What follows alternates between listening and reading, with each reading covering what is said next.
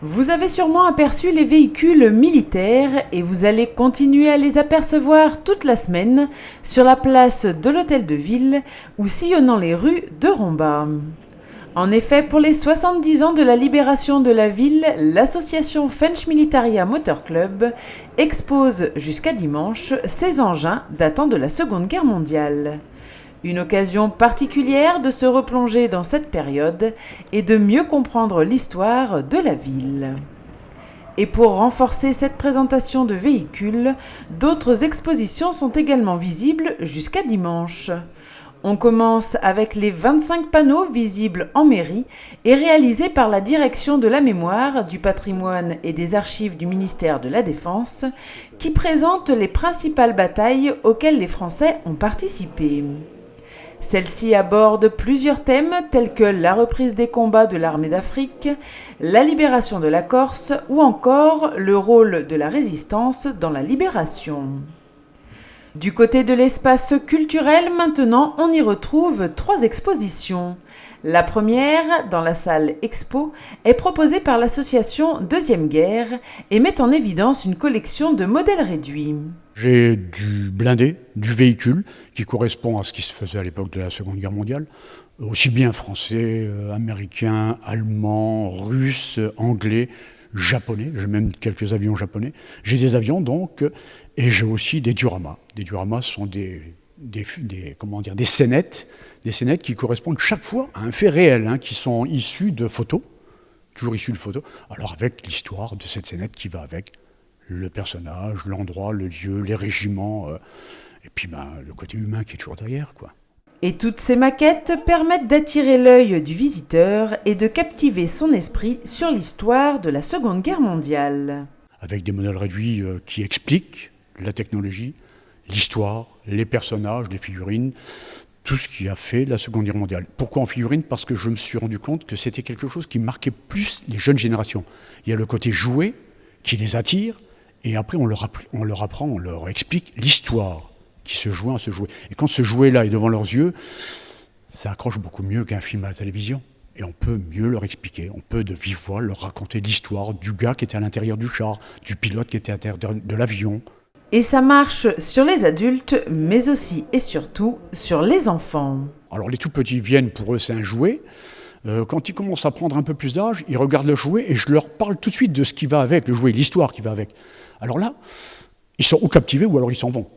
Mais quand ils sont captivés, je pense que je leur donne le virus du modèle réduit, ce que j'appelle le modellum reducta, le virus du modèle réduit. Et là, je suis sûr que dans la semaine qui suit, ils partent s'acheter une maquette. Et quand ils partent comme ça, je suis sûr qu'un gosse, là, n'ira déjà plus traîner devant la télévision, devant une Game Boy. Il n'ira pas traîner dehors, il va s'intéresser à l'histoire. L'histoire, il ne faut jamais l'oublier. Si on l'oublie, on se condamne à la revivre. À l'intérieur de l'espace culturel, dans la grande salle, c'est l'immersion totale, avec la reconstitution de scènes militaires grâce aux mannequins en uniforme proposés par l'amicale du Fort Drian. Mais aussi grâce à la présence de plusieurs postes tels que le commandement, les secours ou autres matériels proposés par l'association Sileni and the Lucky Sevens. Alors ici, vous pouvez voir exactement un poste médical au fond, avec beaucoup de matériel, petit équipement, un four US avec ses gamelles, ses caisses, c'est que de l'original, donc, et en état de marche surtout. Vous avez des caisses de munitions américaines diverses, obus, mines anti-char, pistol ball, donc c'est les chargeurs de pistolets, Colt 45. Vous avez détecteurs de mines anti-char aussi. Vous avez une mitrailleuse Browning 30, les centrales téléphoniques. On branchait les fils de téléphone dans diverses positions et on communiquait avec cet appareil. Et vous avez forcément le PC de commandement, un petit PC avec table, machine à écrire, radio, tout ce qu'il fallait à l'époque pour communiquer un peu à l'arrière, quoi.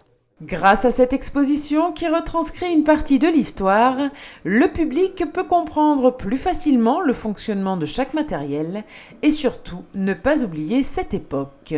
On est là aussi pour leur expliquer comment ça marchait, et à quoi ça servait à l'époque, et voilà, et où c'était en première ligne, où c'était à l'arrière. Mon objectif surtout, c'est de montrer aux gens ce qui s'est passé à l'époque, en 1944, et surtout pour pas qu'on oublie ce qui s'est passé, quoi. Et ces associations ont bien l'intention d'agir sur le devoir de mémoire. Alors, si vous souhaitez découvrir toutes ces expositions, sachez qu'elles sont visibles jusqu'au 14 septembre dans le hall de la mairie ou encore à l'espace culturel. Et pour les sceptiques, écoutez ces quelques messages. Il ne faut pas oublier ce qui s'est passé en 1944, tous les morts américains qu'il y a eu pour libérer la France, et qu'on expose justement du matériel pour le souvenir justement de tous ces soldats qui ont combattu pour notre liberté, quoi. Qui viennent voir l'histoire pour s'en rappeler, pour pouvoir transmettre à leurs enfants ce que nos parents ont été et ce que nous, on voudrait devenir. Surtout plus jamais ça.